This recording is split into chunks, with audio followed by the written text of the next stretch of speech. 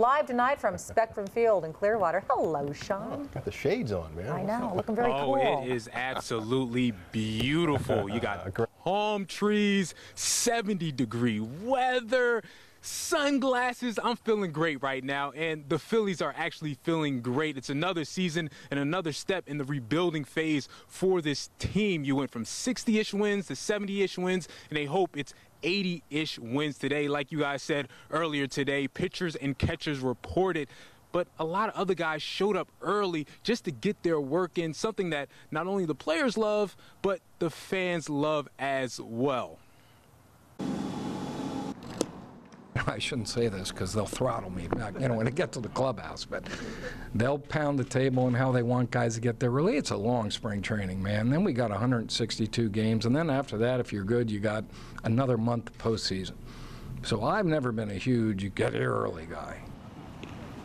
And he may not care about guys showing up early, but the players do, and apparently so do fans, especially John Bell, a Phillies fan who's been coming to spring training for over 30 years, even though he's actually from Cleveland. Really, Bell just wants to hang out and talk. Because I think it's a little bit more personal, and to ask the guy, look, you know, yeah, it's baseball, it's a long thing.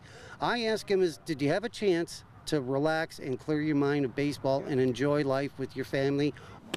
And Bell's go-to question? Do you do any fishing? Yes, I do. How'd you do? Yeah, that's okay. Fishing, anything? A little bit above. Oh, how'd you do? I've been asking. Did all right. These guys have been doing pretty good fishing as far as like saltwater. Yeah, fishing, something Yenmar Gomez and Adam Morgan apparently love to do. So much that Morgan comes down to spring training early just to do it. We just fish, get out in the water, and we enjoy it. We enjoy the water. It's very peaceful. Building relationships with everybody just kind of shows that we're not, you know, superheroes, or we're not anything that you know, we can't approach.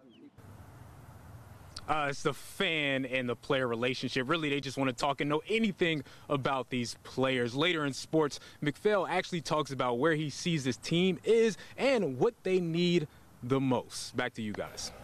Score! We're a little over a month into 2017, and it has already been an incredible year for the Wayne train.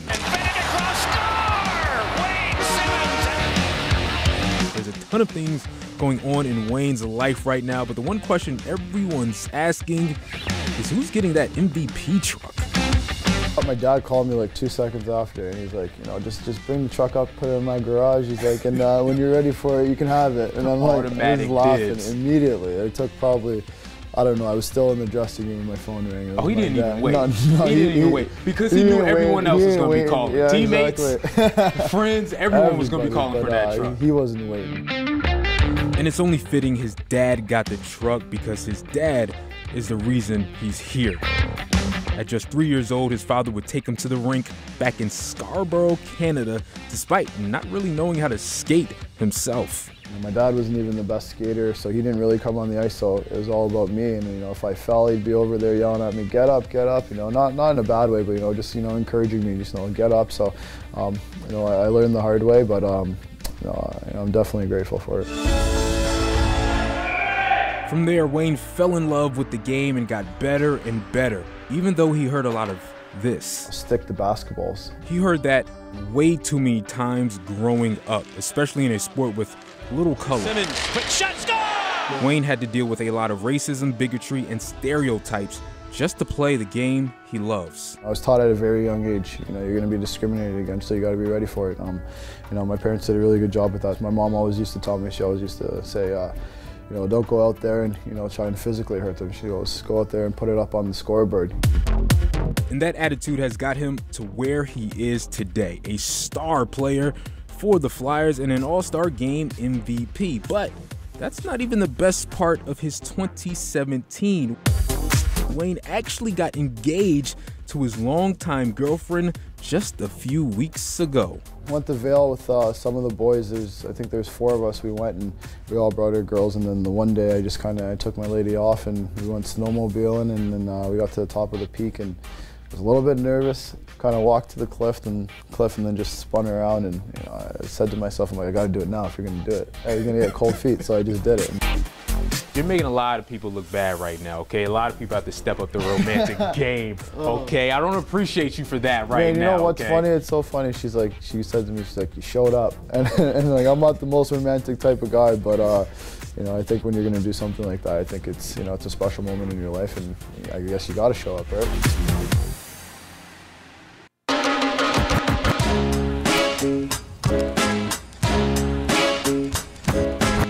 Talk about growing up in Charlotte. When did you first decide, like, basketball, that's gonna be my sport? Probably when I was in middle school, elementary really. I got to get on a great AAU team that was called the Charlotte Nets, and that's where I started. What gets you pumped? What's the music that you play? What do you like to listen to before games that gets you ready to come out here and light it up? Right now, I definitely say Shaq Lizzy, cut it, cut it, cut it, cut it, cut it.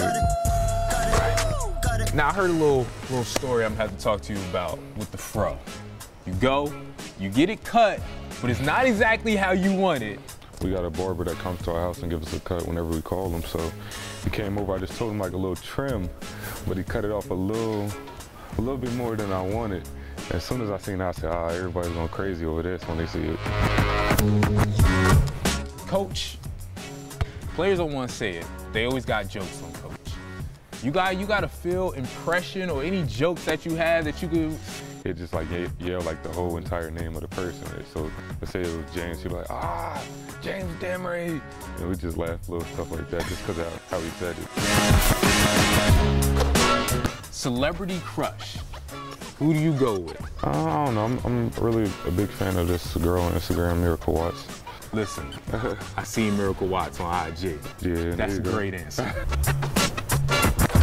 Favorite team always was, I liked watching LA, of course, with Kobe Bryant, watching him do what he did while I was growing up. Well, Kobe Bean's about to retire. You about to take his place. Get that final bucket.